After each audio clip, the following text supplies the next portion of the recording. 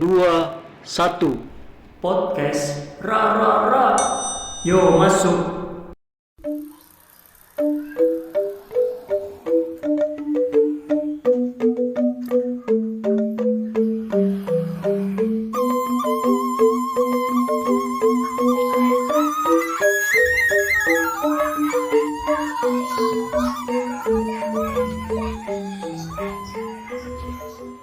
Tiga, dua, satu. Podcast Ra Ra Ra. Yo masuk. Hari ini gue keluar menghampiri seorang ibu penjahit. Siapa dia? Kita langsung saja kenalan.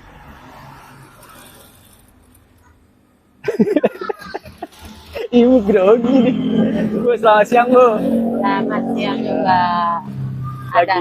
Lagi ngerjain apa nih? Ini model men's shirt.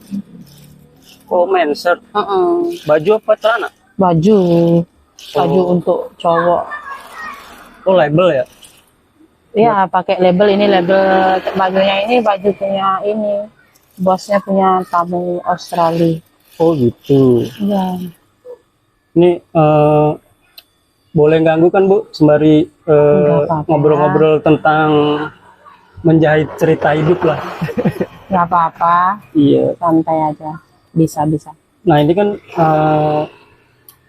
podcast saya nih, Bu. Buat teman-teman nih. Boleh kenalin diri dulu sih, kalau berkenan, nama lengkap sama nama panggilan siapa? Nama lengkap Ninyoman Sriati, tapi panggilan di sini Bu Komang. Oh, Bu Koma. Ada Mbak Komang, ada Bu Komang, ada macam-macam Oh, gitu. panggilan.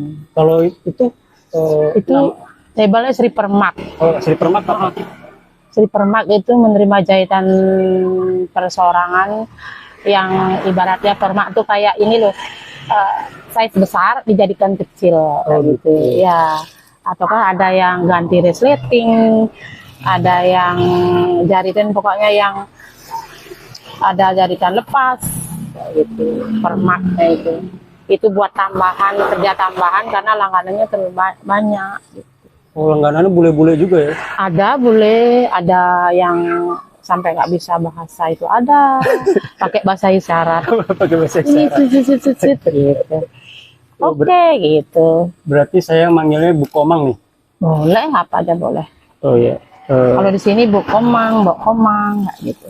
Apa aja boleh. Biar ini ibu aja lah ya. Oke. Nah, Bu masalah. Komang nih, kalau profesi menjahit ini sejak kapan sih? Udah lama sekali. Mulainya?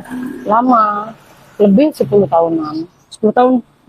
Awalnya udah di sini. Awalnya itu nggak sengaja. Kalau pertamanya itu sebenarnya nggak niatan jarit, karena jarit itu terlalu ribet.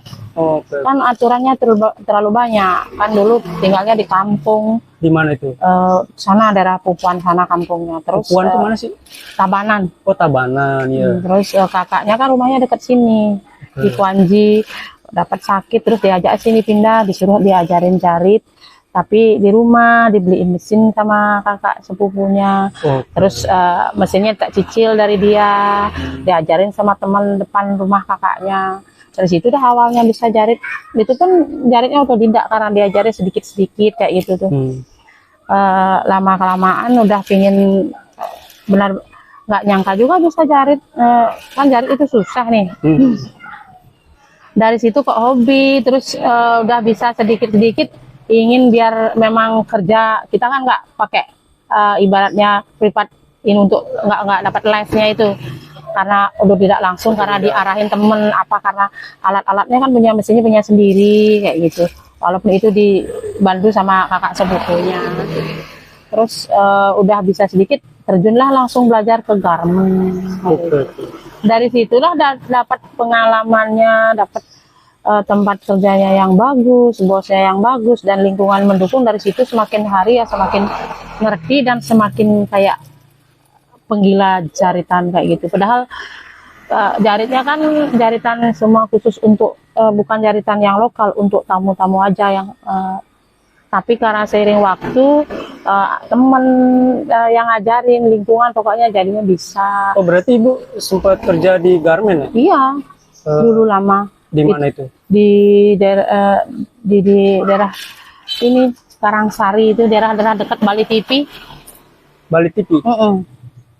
Oke. Dibilang garmen tapi garmennya di tengah dia, nggak terlalu banyak banget gini ya. Di situlah belajar banyak hal karena bosnya baik, teman-temannya juga baik-baik semua. Dari situ dapat ilmu, mengembangkan bakat yang kita punya sedikit itu dikembangkan, karena pasuhnya kan pasuh tamu semua tuh. Dari situ belajarnya, mentalnya dari situ. Kalau kita nggak pernah ketemu dengan kerjaan yang lebih menantang itu, kita kan nggak ngerti. Salah tahu, dari kesalahan kita jadi ngerti dan berani untuk ngambil kerjaan yang lebih kayak gitu, belajar kan. Kalau kerja sama untuk ngerjain pasuh luar itu kan modalnya itu nggak sedikit, banyak modalnya. Setiap saat itu bisa berbagai macam style, itu kita harus belajar, setiap hari harus belajar. Dari situ dah bisa kejadian awalnya, bisa terus ketemu orang-orang baik lagi, pindah sama juga, beda modelnya, beda tamunya, jadi tambah ilmunya tambah lagi. Tapi sebelumnya sekolah background sekolahnya apa Ibu? Nggak ada sekolah ini. SD? Oh, SMP. Nyampe SMP? Karena udah SMP itu orang tuanya udah nggak ada soalnya. Oh gitu. Jadi sekolah formalnya nyampe SMP ya? Kemudian belajar Jadi jahit? pun otodidak, karena ada faktor situasi yang mendukung, karena kakak sepupunya juga yang baik mendukung, ya semangat juga karena pinginlah banyak hal kayak gitu. Belajar. Kalau saya orangnya kan agak main gitu loh, pinginlah yang bagus kayak gitu. Entah itu pekerjaan, entah itu pengalaman, segala macam hal kayak ingin maju lah. Tapi waktu kecil ingat nggak cita-citanya apa? Waktu kecil kayak nggak punya impian, karena Oh ya, selagi masih ada orang tua itu main. karena kerjaannya main, kita nggak tahu susah, nggak tahu apa, walaupun tinggal di kampung. Tinggalnya sih di kampung memang, tapi orang tuanya terlalu menyayangi, walaupun bukan dengan harta, tapi kasih sayang yang berlimpah. Otomatis pikiran dan ini kita kan terlambat, kita slow. Slow living. Iya, slow ini karena kasih sayang. Karena kasih sayang yang kita dapat itu melebihi dari orang apapun. Udah termasuk, pokoknya dia tahu namanya orang susah. Kan biasanya kan orang tua pengen anaknya jadi apa gitu nggak? Karena dia ini nggak kepikiran, mungkin orang tuanya nggak nyangka kan terjadi sesuatu agak musibah kayak gitu. Dia memang sayang sama anaknya, tapi sayang banget sama dua anaknya. Mungkin beliau kan tidak menyangka dalam anaknya baru tamat SMP, beliau udah berpulang, itu pun berbarengan soalnya. Orang tua Bu Nyoman tadi tuh meninggal dua-duanya secara waktu 3 hari. Oh gitu. Bapak sekarang lagi 3 hari, ibu Karena apa itu? sakit katanya. Tiba-tiba? Ya sakit tiba-tiba, katanya sakit kayak sakit kepala, panas, nggak ngerti juga, orang cepat itu. Pas itu saya kan umurnya masih terlalu kecil ya, masih benar-benar nggak tahu apa-apa, benar-benar, karena tidur pun masih dimong masalahnya. Tidur tuh masih dimong sama ibunya.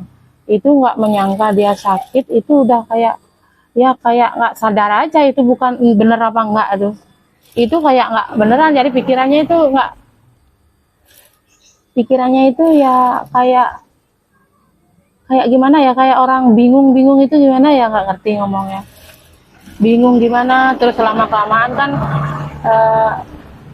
masih belum sedih ya, pas kita ingat ya sedih, nangis, selesai, tapi ya tetap harus berjalan hidupnya. Di situ mikirnya gini, pas itu tuh udah ngelihat kita terjun bermasyarakat segala macam tuh pikirannya begini, bayangannya begini, orang kalau tidak punya orang tua, yatim piatu, kalau nggak meninggal gila, kan gitu. Di otaknya tuh ada secara otomatis. Terpukul banget lah. Aku nggak mau seperti itu gitu. Dari situ itu ya entah mungkin karena Tuhan juga kebaikan Tuhan ngasih jalan walaupun tidak jalan secara langsung, pikirannya dituntun sama Tuhan mungkin kan. Dari situ pikirannya kok bagus-bagus dulu, terus kita dari sana kok ada ibarat jalan ya? ada jalan, ibarat kata di otaknya sebenarnya ada jalannya, bukan di langsungnya kayak gini. Jalannya kayak otaknya orang jengah gitu, gimana ya, aku harus bisa kayak gitu tuh. Dari situ bangkit aku kayak entah apa, mungkin sebab alasan penderitaan kita kan nggak boleh nyalain siapapun kan, tak apa nyalain siapa, yang salahnya kita nggak bisa kan. Berpikir aku tidak mau berpikir buruk, aku harus bisa kayak gitu, harus bisa apapun, aku harus bisa dan punya tekad. Yang nomor satu, apapun ngeluh sakit apa itu cuma mengeluhnya sama Tuhan aja. Karena lingkungan yang kita lihat itu terlalu keras. Ada tekadnya satu, apapun itu kita kalau nggak mau belajar dan mencoba tidak akan bisa. Dari situ dah kepintarannya mulai bisa dan mau mengubah segalanya. Berani dah bergaul dari situ, berani bertanggung jawab, apapun tanggung jawab orang tuanya diselesaikan seberapanya kita bisa. Dari situ terus bisa pinter jadinya kan, udah bisa sampean kakaknya sampai nikah punya anak, bisa. Masih saya tuh yang giniin, kakaknya baru nggak di rumah, saya yang ngurus karena punya sedikit warisan apa kan, otomatis kita harus juga menjaga itu. Kakaknya udah nggak di rumah, saya sendiri ya di rumah di kampung, saya ngurus sebisa mungkin dan saya belajar harus bisa. Dari situ lama-lama ya bisa, sampai mungkin nggak sih perlu pengakuan, sampai sudah dianggap orang kadang berpikir, loh ini sekarang kok bisa ya, orang sampai heran kayak gitu. Dulu jangankan ibarat kata kalau orang Bali kan bikin canang ya, nyapu, bikin canang, hal seperti itu saya nggak ngerti. Terus karena itu dah, karena mungkin kita kayak apa ya, jengah kalau ibaratnya bahasa sendiri itu, kayak aku harus bisa kayak gitu tuh, semangat sendiri, belajar sendiri, pokoknya jadi diri sendiri. Ada orang di samping itu, memang ada salah keluarga yang mendukung, ada kakak tadi. Bukan kakaknya, enggak, kakaknya dia nggak di rumah. Oh, yang beliin mesin jahit? Oh, itu kakak sepupunya. Oh, Itu kakak kandungnya itu udah frustasi, dia udah nggak bisa ngendel, padahal dia sekolahnya di kota, dia nggak bisa, sakit juga. Terus saya ya berusaha mencari ilmu ini tuh dari pengalaman itu, bingung juga ceritanya ya, kalau apa ya, kalau bingung nggak usah ceritain. iya, cuma yang tahunya itu apapun kesusahan itu cuma mengadu sama Tuhan dulu. Dari situ berserah diri ya? dari berdoa sama Tuhan. Dari situ mungkin dikasih jalan, mungkin ketemu orang walaupun nggak banyak bisa membimbing kita. Lama-lama kita nggak, samping itu Tuhan ngasih jalan, kita jadi pintar dalam segala hal. Itu yang kelebihannya dari situ. Itu mungkin Tuhan bagusnya dari situ. Terus berterjun, tahu, belajar dari lingkungan segala macam, ya ngerti jadinya. Tapi lama-lama kok ngerti, kena sakit itu, dapat sakit itu. Dulu kan maunya di kampung. Siapa yang sakit? Saya sendiri. Oh, Karena berarti itu tuh sebenarnya dulu tuh pernah di kota juga, ikut sama kakaknya bolak-balik, kadang di sini, kadang pulang lagi. Terus terakhir mikir kan, ibarat kata saya kan nggak boleh nikah tuh. Kenapa nggak boleh nikah? Nggak bisa nikah. Oh, nggak ngerti. Nggak bisa nikah. Pokoknya nggak bisa. Kalau kita niatan nikah ada, cuma ada aja kalau pas kita udah berusaha kan, nggak ada istilah nggak mungkin kita usaha dulu, kalau udah nggak bisa usaha baru udah usaha cari itu. Ada aja jalan nggak bisa kan, ada banyak hal mungkin faktor, kayak orang nggak dibolehin, nggak bisa nikah kayak gitu kan. Ya udah, nggak pikir saya mau di kampung lagi sama kakaknya gitu, kakak kandungnya nih yang terakhir nih. Terus abis itu kok di rumah itu, tinggal di kampung kok kena sakit itu gitu. Sakit mistis? Oh, yang sakit yang kayak diguna-guna gitu, semacam itulah. Dibilang kalau orang Bali bilang bebainan kayak gitu itu. Oh, kayak magic gitu dibilang. magic ya. yang tahu ini tuh kan sakitnya itu EQ-nya berkurang, ingatannya berkurang, terus mimpinya itu buruk-buruk, ketakutan. Dari situlah berobat dulu sendiri, dia temenin sama ponakannya, terus udah lama tuh sakitnya dirasa agak berat, itu harus kakaknya ada untungnya dikasih jalan sama Tuhan juga, mungkin dikasih dengan melewat orang-orang pintar yang memang benar-benar di situ jalannya untuk sembuh gitu loh. Ketemu ada orang satu yang memang kalau sakit sekali berobat sana sembuh. Terus yang terakhir kayak balian gitu. Ya, terus terakhir kita bilang, ini maaf komang saya tidak bisa membantu lagi, kakek nggak bisa membantu lagi karena sakitnya udah parah gitu. Terus dia ngasih petunjuk dan cocok, sembuhlah dari sana sedikit demi sedikit. Terus dari situ lantas kan ya ketemu kakak sepupunya, inilah dia mau komunikasi sama dia. Kamu tinggal aja di desa, jaga ponakannya, terus kamu belajar jarit gitu dia. Nanti tak beli. Itu momentum ya, itu awal momentum setelah sembuh ya. Masih dalam tahap pengobatan, belum sempurna. Sembuhnya cuma dikasih jalan sama kakak sepupunya itu. Itu dah awalnya bisa jarit. Itu berkat kakak sepupunya sama istrinya juga ngasih jalan.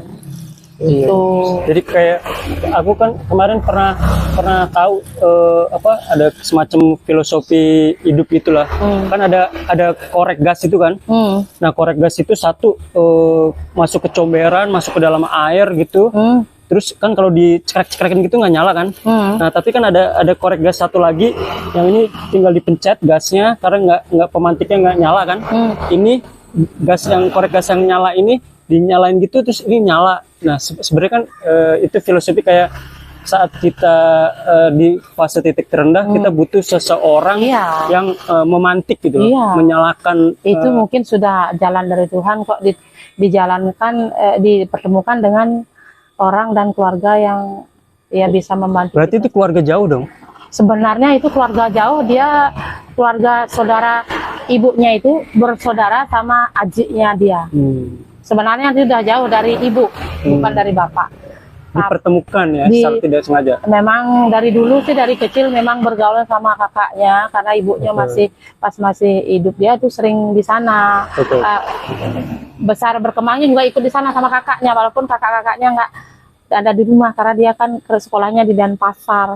Tapi hubungannya baiknya memang dari kecil. Terus sudah meninggal orang tuanya, kok ikutnya dia yang ngasih jalan untuk ini kayak gitu. Terus lagi yang bersyukurnya sama Tuhan tuh ketemu sama kakak sepupunya, iparnya juga sama baiknya kayak kakak kandungnya sendiri.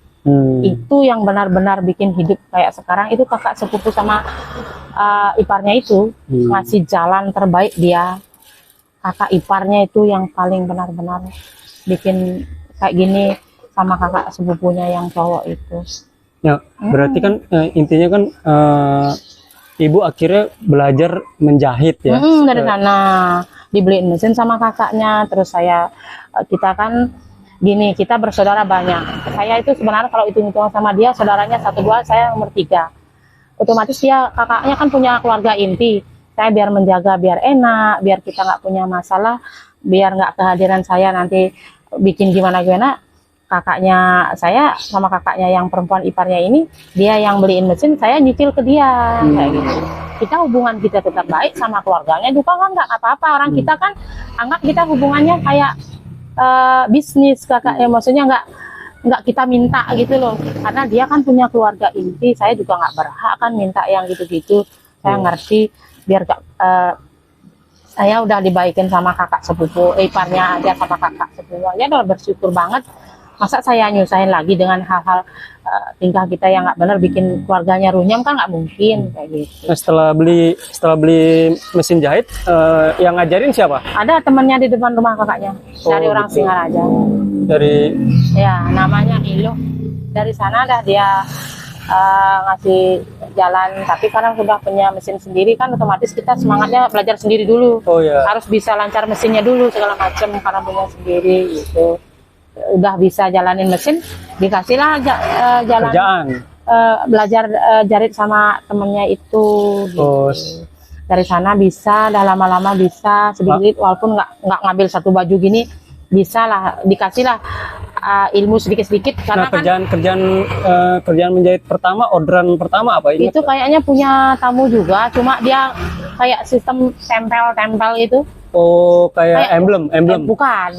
Ini kayaknya kalau nggak salah itu Kayak bekas-bekas itu ya? bukan. Ini kayak mungkin style orang Jepang apa nggak tahu dulu. Itu ditempel-tempel itu bagus jadinya. Oh. Tapi kalau orang sini kayak nggak mungkin mulai punya style kayak gitu. Kayak tempel-tempel kainnya. Ini kainnya itu ada warna-warni nih, Oh. ditempel-tempel tuh. Oke. Ya di baju biar nanti bisa jadi satu baju. Ini kasih hiasan di sini, di depan di sini, kita jadi satu kan bagus jadinya kayak gitu. Oh, pertama tuh ya, orderan pertama.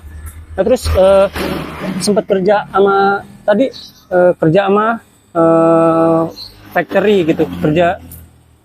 Ibu kerja di mana?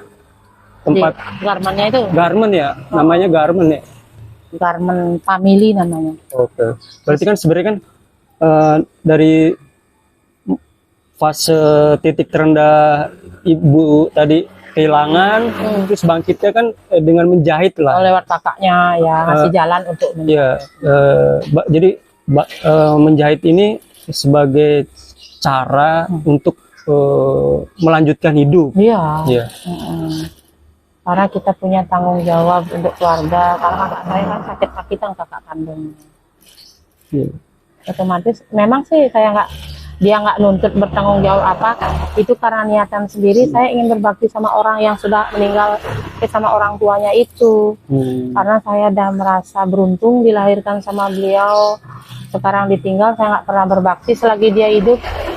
Sekarang saya ingin berbakti dan pintar dan bisa lebih belajar punya rezeki ya untuk anak-anaknya dan cucunya. Dia punya anak kakak saya itu ada cucunya. Saya ingin berbakti sama orang tapi lewat mereka karena beliau kan sudah tidak ada istilahnya. Memang sih dia nggak nuntut, tapi saya ingin berbakti karena selagi dia hidup saya nggak bisa berbakti karena kendala saya nggak bisa saya nggak pernah dikasih ngapa-ngapain karena saking sayangnya. Itu masalahnya. Kalau saya ingin belajar gini, nggak usah, masih kecil main aja sana. Otomatis saya nggak bisa. Setelah pergi itu saya tahu gimana rasa sakitnya. Saya belajar dan saya bisa dulu hal yang mustahil untuk saya bekerja. Saya dikasih jalan bisa bekerja dan menghasilkan uang, kan saya bangga. Saya bersyukur. Terus saya ingin berbakti sama orang tua walaupun nggak ada. Makanya saya mengabdikan, ibaratnya kayak mengabdikan hidupnya sama kakak dan ponakannya, kakak kandungnya. Itu. Apalagi ditambah saya memang nggak bisa menikah, ya sudah lengkap syukur. Kenapa nggak bisa menikah? Itu kalau mau cerita kayak bingung panjang sekali ceritanya. Boleh nggak apa-apa sebenarnya, tapi ceritanya terlalu panjang gimana ya? Mungkin Ya, pokoknya intinya Ibu Nyoman memutuskan untuk nggak menikah ya, atau gimana kesimpulannya? Dulu sih pas masih umurnya muda kan maulah, pengen kita nikah kayak orang.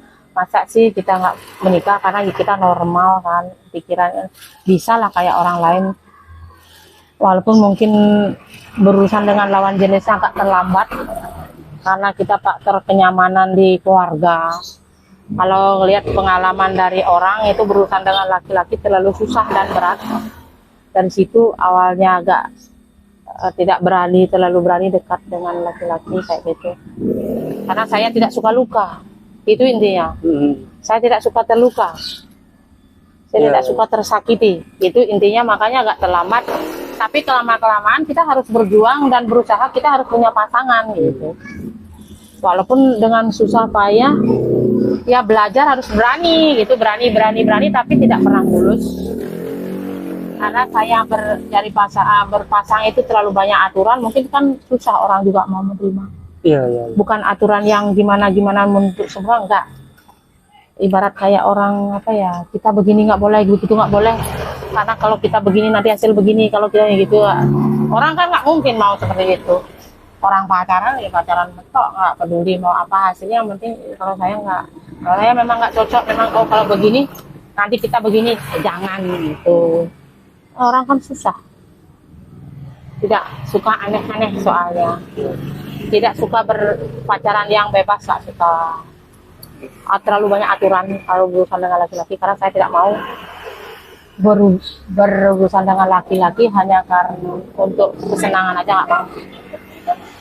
Karena hasilnya kalau ibarat kata kalau kita nggak berhasil yang rugi ya kita, yang perempuan bukan laki-laki.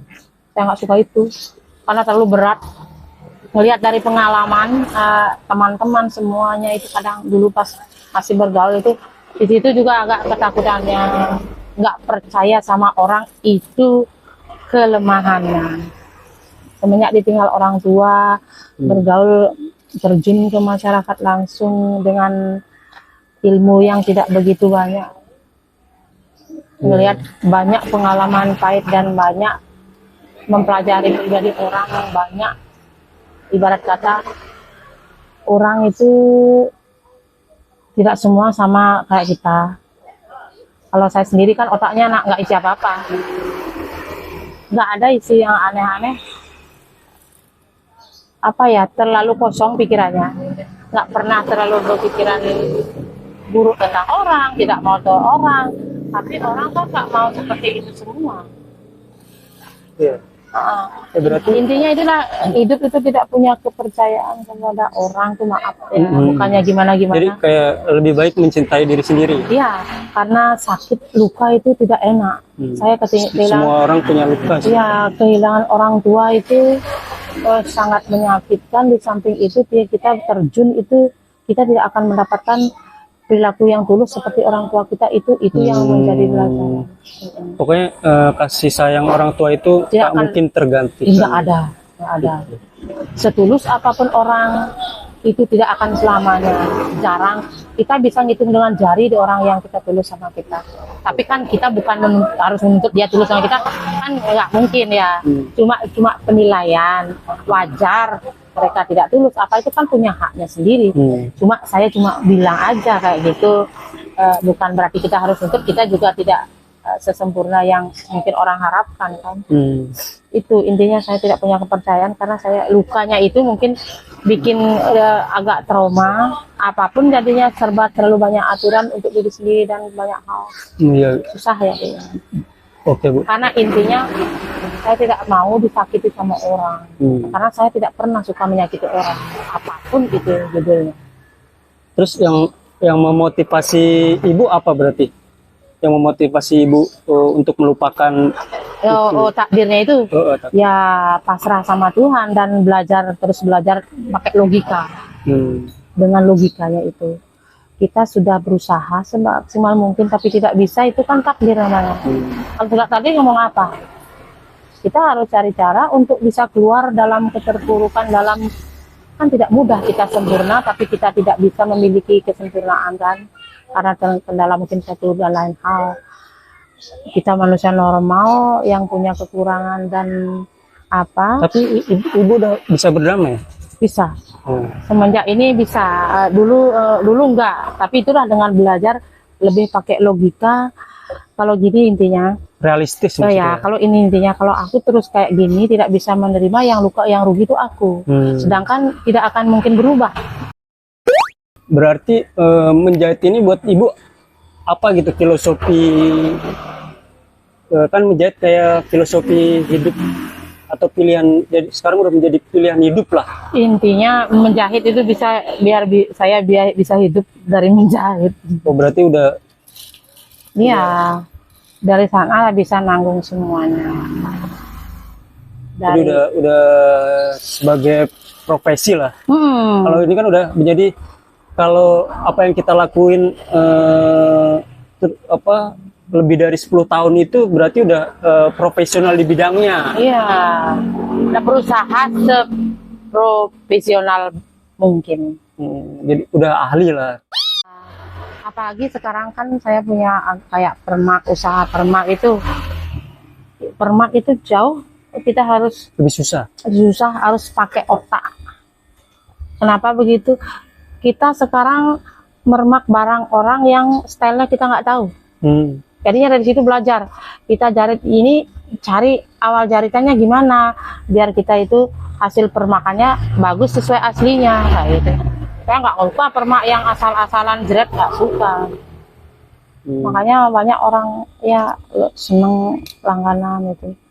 Bahkan sampai orang blasteran nih juga semua kasih langganan ini barang jin-jinnya itu ditempel-tempel pakai dia punya kain di print sendiri. Berarti udah ada apa namanya, klien pelanggan ya? Enggak, udah dari banyak kalangan ada. Itu kerjaan tambahannya di permak. Mereka taunya dari mana promosinya? Mulut Enggak ke mulut? promosi apa-apa, mungkin mulut ke mulut bisa lewat. Rekomendasi gitu. berarti ya? Saya nggak punya apa-apa, ini rekomendasi apa atau apa ya. Maksudnya orang Buka aja, mungkin orang sendiri dari mulut ke mulut. Oh di sini aku suka, semua orang langganan direkomendasikan. Podcast Ra Ra Ra. Yo masuk. Mau rewind ke belakang ke tahun 2-3 tahun yang lalu lah. Corona itu. Momentum Corona kemarin kan pas momentum lockdown itu loh. Lockdown yang kita nggak boleh kemana-mana itu. Segala macam lockdown. Nah ibu terjebak di mana tuh?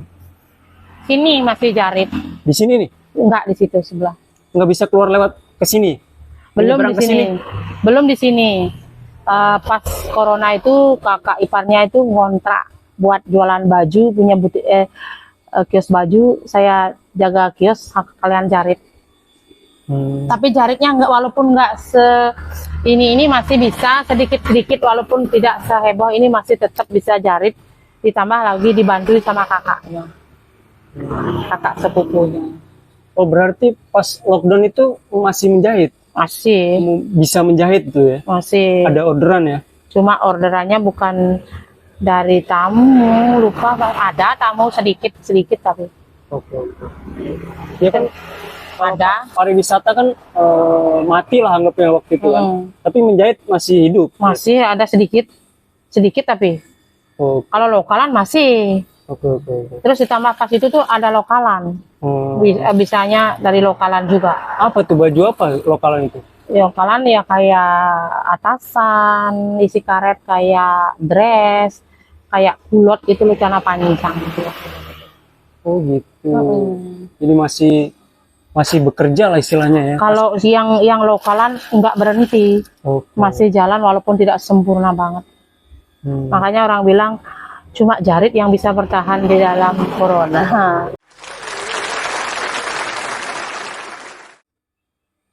Dari cerita ibu menjahit hidup, berhasil menjahit hidup, pembelajaran hidup apa yang ingin ibu sampaikan setelah berhasil melewati itu semua?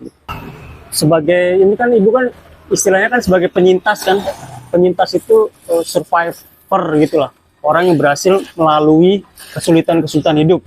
Nah pesan apa yang pengen ibu sampaikan ke kita gitu, biar saya bisa belajar gitu? Apa ya dibilang?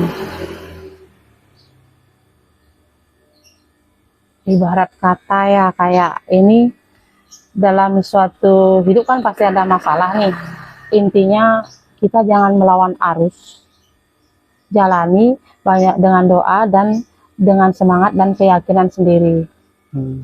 Kepercayaan diri itu nomor 1. Kita apapun kita lakukan ya kita harus percaya diri, kita bisa. Orang lain itu cuma sebagai penyemangat. Karena kenapa? Apapun masalahnya kalau nggak kita menyelesaikan, orang lain tidak mungkin bisa.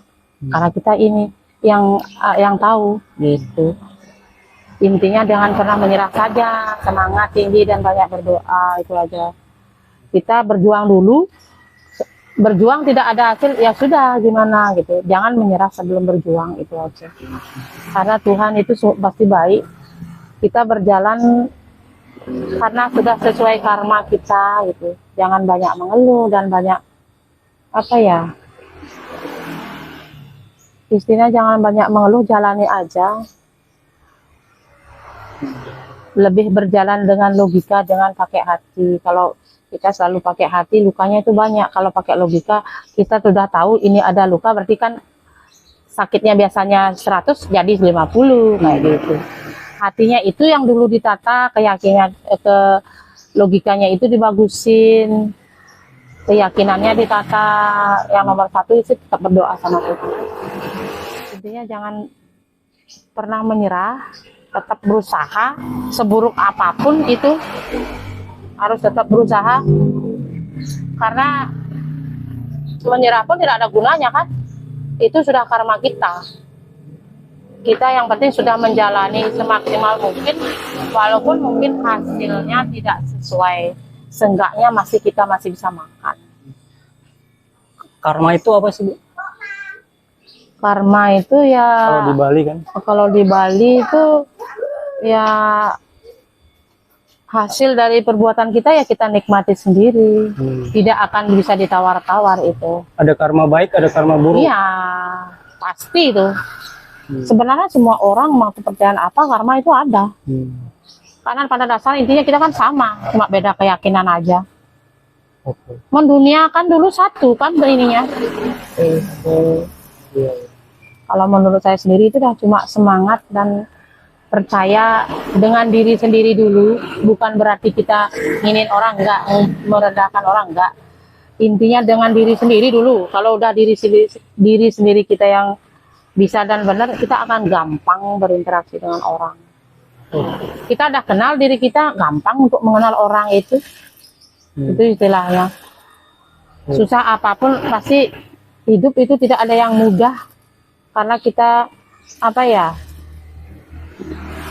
kita punya karma di masa lalu, kan tidak mungkin kita hidup berbuat baik aja kan, gitu.